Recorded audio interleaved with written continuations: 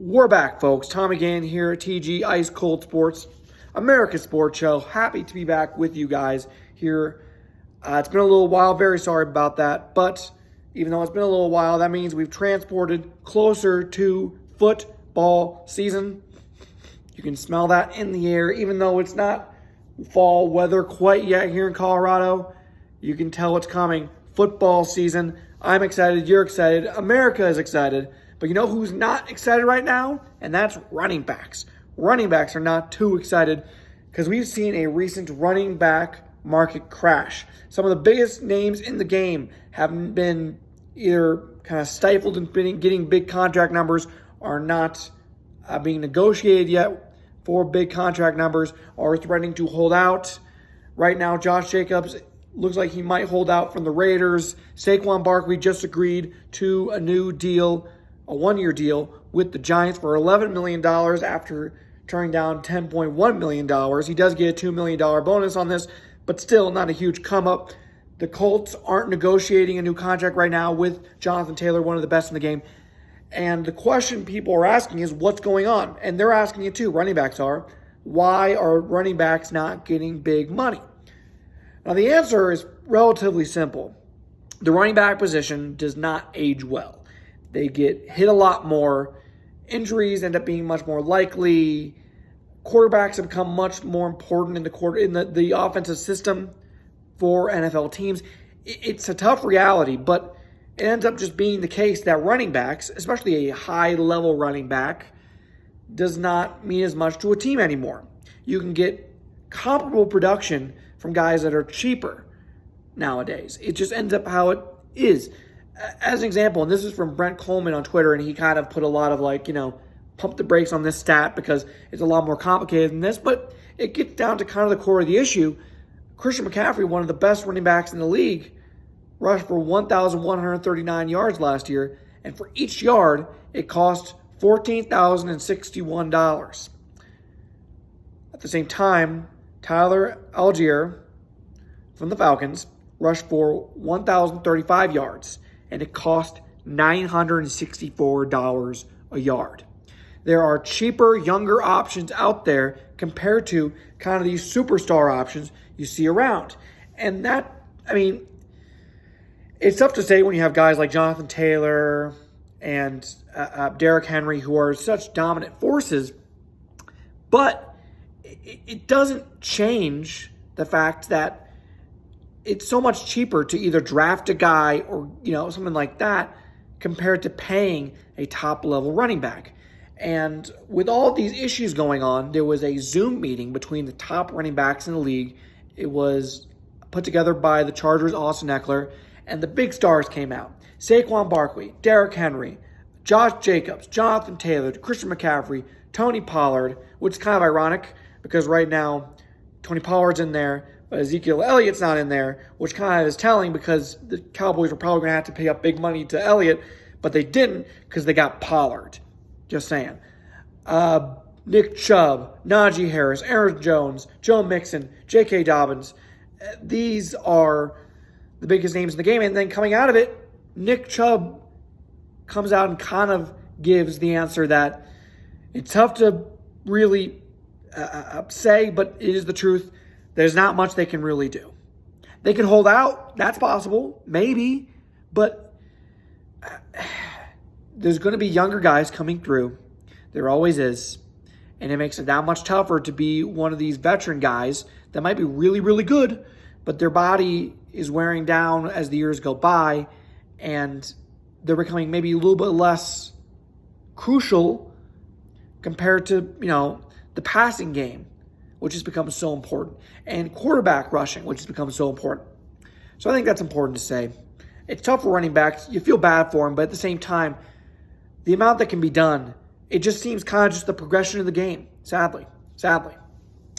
At the same time, also talking about the NFL, USA Today has come out with their NFL projections for the 2023 season. There's some interesting things. I want to run through a couple of things which I found really interesting. Number one, they say that the defending Super Bowl champions, the Kansas City Chiefs, are going 10-7, which, wild. That's a wild thing to say. Let's be honest here. I mean, you have literally the best quarterback in the league, the best player in the league in Patrick Mahomes. You have guys like Travis Kelce. You're not losing that much from this team last year. Why do you think they're going to lose 7 games? 7 games? That's a lot of games for them to lose. You told me they lose 5 games, not even say that seems too much. But 7 games? Now, they do say they still win the division with 10 wins, with the Broncos coming in second, also going 10-7. But that still seems crazy to me. That seems crazy. Also going 10-7 on this list is the Broncos. Like I said, the Browns, even though they ended up being in last place in the AFC North, despite winning 10 games. And then the Seahawks, who do make the playoffs in the NFC. The NFC and these projections are much weaker than the AFC. The Steelers are going 11-6, which seems like too much to me. I mean, Kenny Pickett, I don't think he's a bad quarterback per se, but I don't know if he's proven enough to tell me, hey, he can lead an 11-6 team. And yeah, they have some talent. They have some talent on the defense side especially, but I don't see 11-6 being really the case for the Steelers, at least right now. Now, things could change. Pickett could really take a step up this year, but I don't know. Chargers going 7-10. This surprised me a little bit too. When you have a quarterback like Justin Herbert, and I know the playoffs did not go so well for them last year, but 7-10 still seems like a dramatic fall off a little bit. And same goes for the Giants, who they say go 6-11. The Giants had a big bounce back year last year. We all know that. 6-11 again seems like kind of a drastic fall off. I guess you could get one good team from last year that falls way off going into this year. That's possible. That could be the Giants, or that could be the Chargers. But both, I don't know if both happens. And 7-10 and 6-11, that seems a bit extreme. And then they say in the NFC North, they're going to have 3 7-10 teams: the Bears, Packers, and Vikings. And then the Lions go 11-6. I don't know. As a Bears fan, I see 7-10. I say, hey, we won 3 games last year. Things are looking up. And things go our way. A couple things go our way. Hey, we can win 9 games, 10 games. So I'm not complaining too much personally, but I can see how a couple of other fan bases could be putting out a couple of complaints to the USA Today offices. I'm just saying. And again, another NFL topic, throwback uniforms. It has been throwback city. Throwback. You're throwing them back left and right. The Titans, the Vikings, the Seahawks, the Bucks are all putting out new throwbacks this year. Or if they're not new, they're newish, as in they haven't come back in a long time. I know the Seahawks had similar uniforms to the ones they're putting out now in the past. Same with the Buccaneers. Same with the Vikings. But these are cool uniforms. I love throwback uniforms. If you know me, I love them. I think they are the best. I don't know if there's too much of a good thing when it comes to throwback uniforms. And I'm usually the guy who puts the brakes on and says, there's such thing as too much of a good thing. Not when it comes to throwback uniforms. Throwback uniforms rule. And I mean that. They rule. I understand why Houston fans are upset, however, because they're bringing back the old Houston Oilers jersey for the Tennessee Titans. If you don't know, the Tennessee Titans used to be the Houston Oilers. Then the Houston Oilers moved from Houston to Tennessee in a stadium dispute. Bud Adams, the owner, moved them away. And when they moved, they kept all the history, the rights to everything, the Oilers name, the Oilers uniforms. So they had the rights to wear the Oilers stuff. Now, Houston fans aren't happy about that. And it's kind of interesting because you compare it around. Like, for example, if an NBA team ever comes back to Seattle, they're going to be called the Supersonics. When they were leaving the city negotiated with what is now the Oklahoma City Thunder for the name. So if a team comes back, they can call them the Supersonics again. But that's not what happened when the Oilers left Houston. They retained the Oilers name and the Oilers images and past and history. And if you could say, well, of course they retained the history. Well, when the Ravens came to Baltimore, before that, they were the Cleveland Browns. People don't realize that. Our Modell moved the Browns to Baltimore. And when he did that, they negotiated out so that the expansion Browns team that would come there would get the Browns history and uniforms and name and all that kind of stuff. And so technically, according to putting on the books, essentially the Ravens were a new team and the Browns went on a hiatus until they put on a new Browns team, even though in reality, the Browns just changed their name and had the same roster and stuff like that in Baltimore. And then the new Browns were basically just a new expansion team. And then also, on top of all that, the Bucs announced these uniforms a while ago, but they said that they couldn't wear them because of like Nike production issues or something like that. And sadly, Tom Brady never got to wear these. So there's a billion different edits out there of Tom Brady wearing these uniforms, and he's never going to be able to use these uniforms. That kind of sucks. That sucks. If you're them, that really does suck. And for a lot of these teams, it's crazy because it feels like these should just be their normal uniforms. The Titans should just make these their normal uniforms. Vikings should just make these their normal uniforms. Seahawks should just make these their normal uniforms. Same go. Maybe the Buccaneers keep the uniforms they have, but the Jets should at least consider moving on from the uniforms they have right now. And I can say that for a lot of different throwbacks in this league, like the Dolphins. I'm someone who believes in kind of simplicity when it comes to uniforms. You know, these modernist takes and stuff like that, they're not always terrible. But, man, a lot of times they don't look great. I mean, the Browns tried that, and then they moved back to their old ones. I mean, come on. And then the Rams had a chance to go back to their old ones, which one of the craziest things you'll ever see is the fact that the Rams changed their uniforms the first time after they won the Super Bowl back in 1999. The next season, they changed their uniforms, which made no sense. Those old uniforms were so good that when the Rams played the Patriots in the Super Bowl for a few years back, they wore the throwback uniforms, the 1999 throwback uniforms. And when they were revealing new uniforms, I thought, okay, they're just going to go back to the throwbacks. No, wrong. They brought in on these whole new uniforms that didn't look very good. So I always say just don't overthink uniforms. Just don't overthink. I understand the philosophy of trying to update and be new and different and, you know, bring in new electricity by bringing in new uniforms and stuff like that. But a lot of times, if you just went back in time and you just brought back the old uniforms, you'd be better off. You'd look cooler, cleaner, and people say boring, boring, boring. Get out of my face with that. There's a difference between boring and clean. I'll say that. So a big story that broke last night. We're moving on to this. Very scary situation. Monday morning, Bronny James, LeBron James' son, went into cardiac arrest at the USC practice center. He's going to be a freshman playing for USC this year. He's now out of the ICU. He's in stable condition.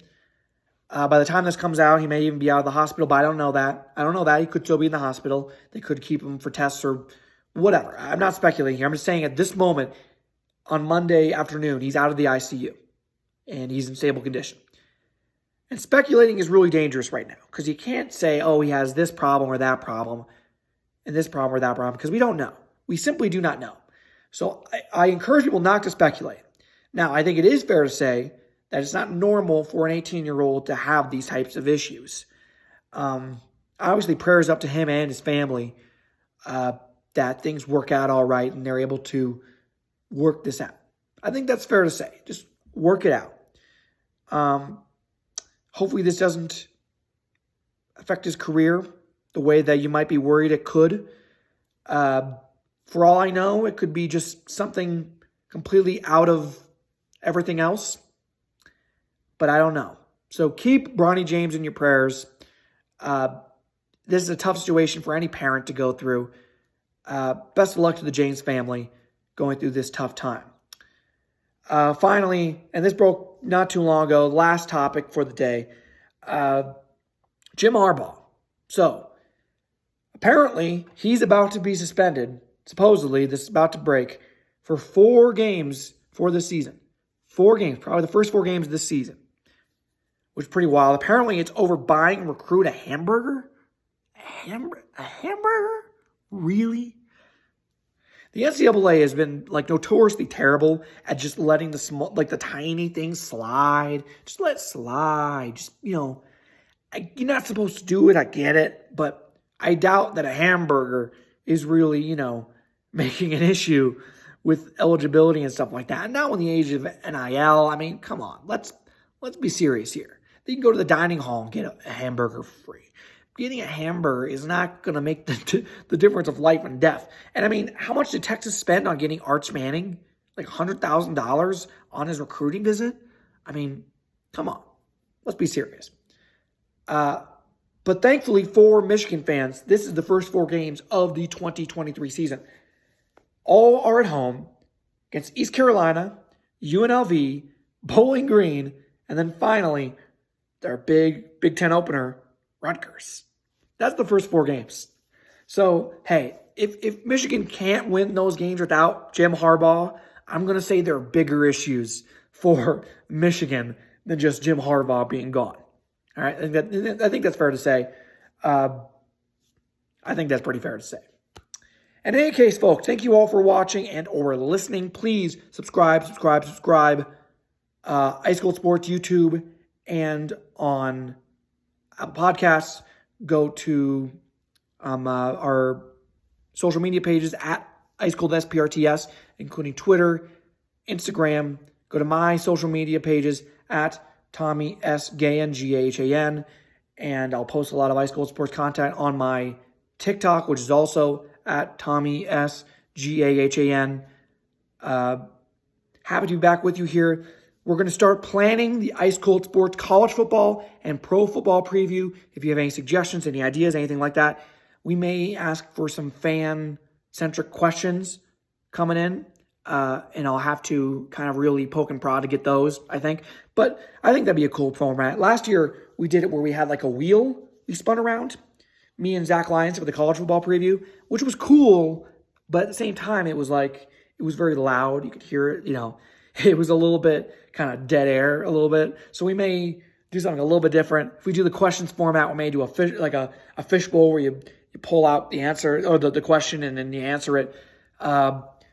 Zach Lyons and Henry Collins could not join me today, but hopefully for those preview ones, at least one or both of them can join me. We'll see. But I'll start playing that right now. I'm excited for football season. You're excited for football season. America is excited for football season. I think that's fair to say. I'm Tommy Gahan. Thank you all for watching and or listening. And this has been Ice Cold.